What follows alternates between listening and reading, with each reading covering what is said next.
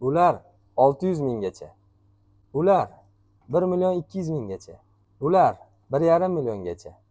Bular 2 milliongacha. Assalomu alaykum hurmatli obunachilar, Nest Mobile kanaliga xush kelibsizlar.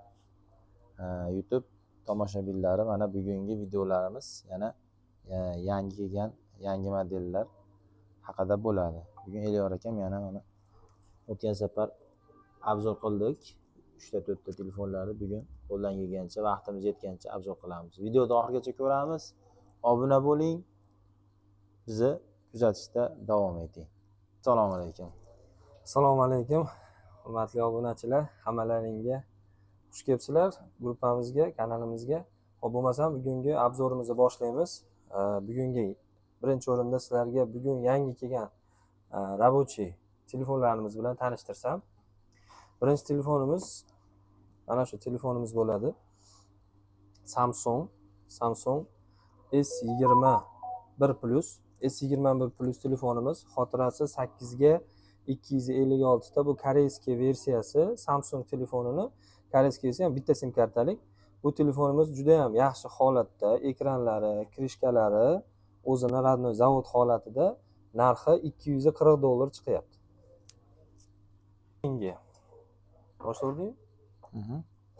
Keyingi telefonimiz bizi mana shunaqangi bir ajoyib flagman telefon, ya'ni Vivo'ni V30 degan modeli.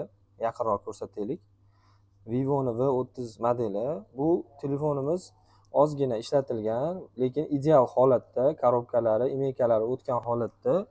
Bu telefonimiz Vivo'ni flagmanskiy modeli hisoblanadi. 5G tarmog'iga ega, xotirasi 12 operativka, 256 xotiraga ega, protsessori Snapdragon protsessor qo'yilgan, kuchli protsessor. Bu telefonning asosiy fichkalaridan bittasi kamerasi juda chiroyli oladi va zaryadkasi, va yana bitta eng plus tomoni bu Perfectum ishlatadiganlar uchun qulay room karta, ya'ni Perfectum kartasi tushaveradi, sim kartasi. Telefon zo'r. Xo'p. Keyingi telefonimiz, bizda endi bitta manaqangi ajoyib telefon kelgan, juda ko'pchilik yaxshi ko'radi bu telefonni. Ko'pchilik biladi, Samsung modeli S8. Samsung S8 modeli koreyskiy versiyasi. Juda ham yomon holatda emas, yaxshi holatda desa bo'ladi. Ekranlari, krishkalari radnoy holatida. Bu telefonimiz bitta sim kartalik. Xotirasi 4 ga 64. Bu telefonimizda bitta aybchasi bor. U ham bo'lsa, ekranda ozgina mana shu joyda pitnosi bor. Shuni hisobiga arzon keldi va arzon sotyapmiz. Narxi 800 ming so'm. Lekin qolgan joylari hamma yo'g'i joyida. Ishlataman degan odam, ixcham telefon ishlataman degan odam maza qilib yoz bag'i. Ha. Yozda ko'pchilik yengil, ixcham cho'ntak bo'lib telefon ishlatadi. Xuddi shunday. Keyingi telefonimizni tanishtiraman. Bugun bizga mana bunaqangi telefonimiz kelgan.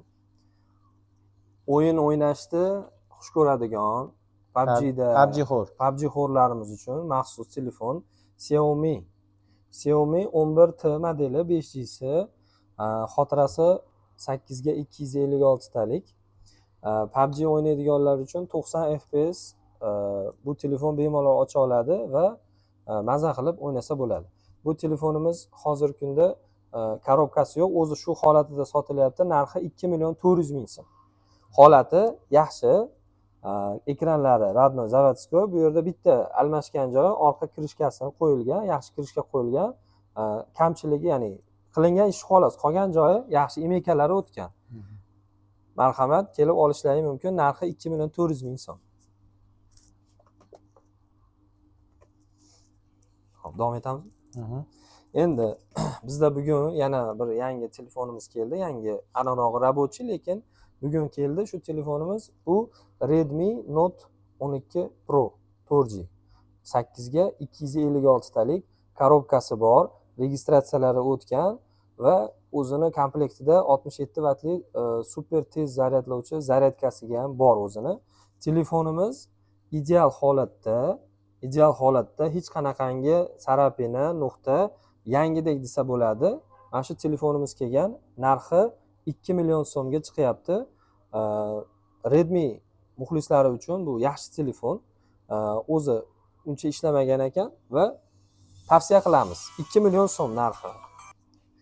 Endi keyingi modelimiz bilan tanishtirsam, bizda S modellaridan mana bu telefonimiz keldi. Samsung S20 Ultra 5G. Bu telefonimiz Samsungda o'sha flagmanskiy modellaridan. Xo'p, bu telefonimiz operativ xotirasi 12 ga 256 talik, koreyskiy versiyasi bitta sim kartalik. Bu telefonimiz ham holati juda ham yaxshi holatda, krishkalari o'zini radnoy zavodskoy, ekranlarida dog'lari yo'q, soya, pechatlari yo'q, ekranlari ham toza. Xo'p, registratsiyadan o'tgan. Xo'p, bu telefonimizning narxi hozirgi kunda $270 chiqadi. Agar qiziqqanlar bo'lsa, kelib shu telefonni olishlari mumkin. Buni telefonda agar sotib olsalaring, sizlarga bonus tariqasida ustiga broneplyonka tortib beramiz podarkasiga.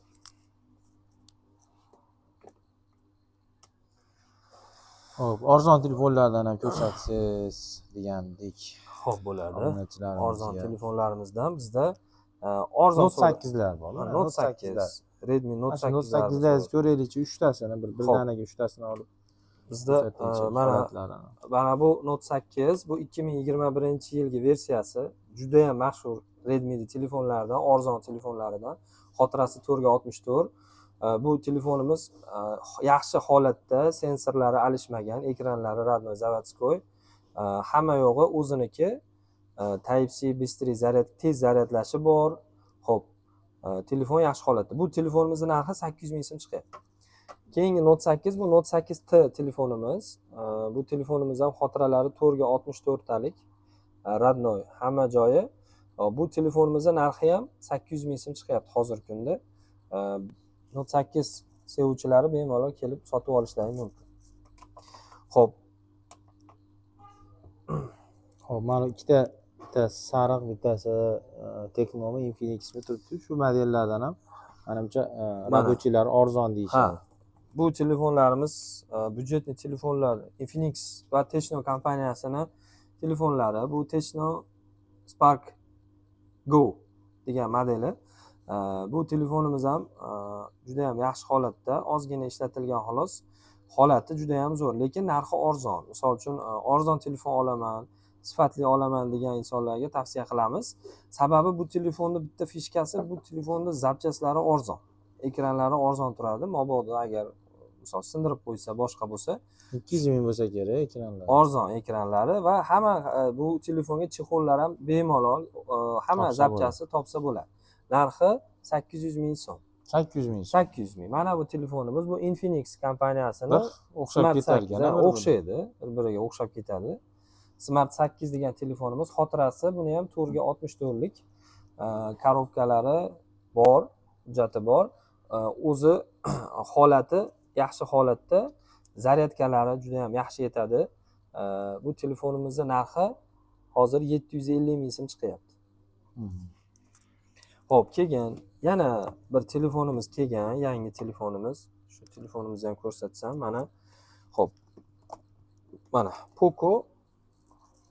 Poco telefonlarni yaxshi ko'radiganlar uchun maxsus arzonroq, lekin sifati juda ham zo'r. Poco X3 modeli. Bu telefonimiz ham juda ko'pchilik biladi. Xotirasi 6 ga 128 gigabaytlik telefon. Xo'p, bu Pro'si emas, X3 NFC modeli bu. Bu telefonda ham bemalol o'yin o'ynasa ham, maza qilib o'ynasa bo'ladi va buni yana bitta fishkalaridan bittasi qatimaydi. Qatimay ishlaydi va xotiralari ham baland. Undan tashqari zaryadkasi ham, batareya quvvati ham juda yaxshi yetadi. Endi bu telefonimizning narxi hozirgi kunda arzon, ya'ni qancha? Hamma uchun skidkada deb aytsam 1 million so'mga chiqyapti. Juda ham zo'r narx. 1 millionga bunaqangi xarakteristikalik. Yana bir plus tomoni, buni ekrani, buni tushunganlar, ko'pchilik tushunmasligi mumkin, lekin bilganlar uchun ekran chastotasi, ya'ni yangilanish chastotasi 120 Hz tashkil qiladi. Bu o'sha juda qimmat telefonlarda ham ekran chastotasi 120 Hz bo'ladi. Bunda ham xuddi shunaqa. Ya'ni bu qatimasdan plavni ishlashini ta'sir ko'rsatadi bu narsa. Ta'minlar ekanda. Shu cho'gan telefoningiz qanaqa? Note 9 Pro mi, S mi? Mana shu bu kelinglar. Va alaykum assalom. Qalaysiz bo'laveradi?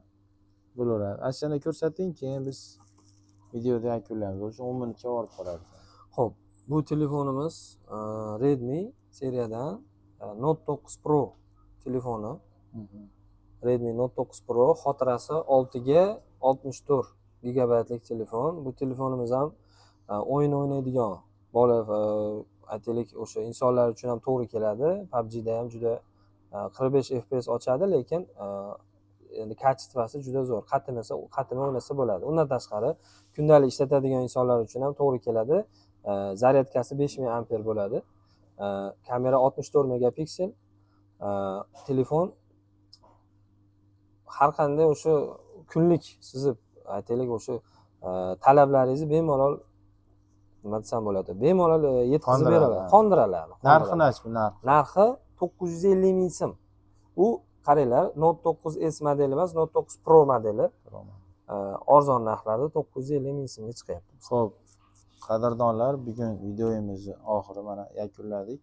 Oxirigisini telefonni ko'rsatdik. Endi Elyor aka, bu telefonlarga garantiyasi qancha bo'ladi misol? Necha kun davomida aybi chiqishi mumkin misol tekshirib oladigan bo'lsa? Bizda telefonlarimizni garantiya beramiz. Arzon telefonlarimiz bo'ladimi? Har qanaqangi bizdan qanday telefon olishsa, klientlarimiz uchun garantiya beriladi. Garantiya muddati 10 kun. 10 kun. 10 kunda servis garantiya beramiz. Agar 10 kun o'zi kimdir aytishi mumkin kam deb, lekin telefonni tekshirib olish uchun menimcha 1 kun, 2 kun ham yetarli. Shunday bo'lsa ham biz 10 kun beramiz.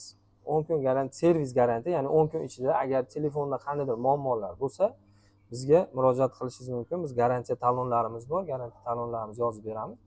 Servis garantiya qilib beramiz. Bo'ldi mana obunachilar.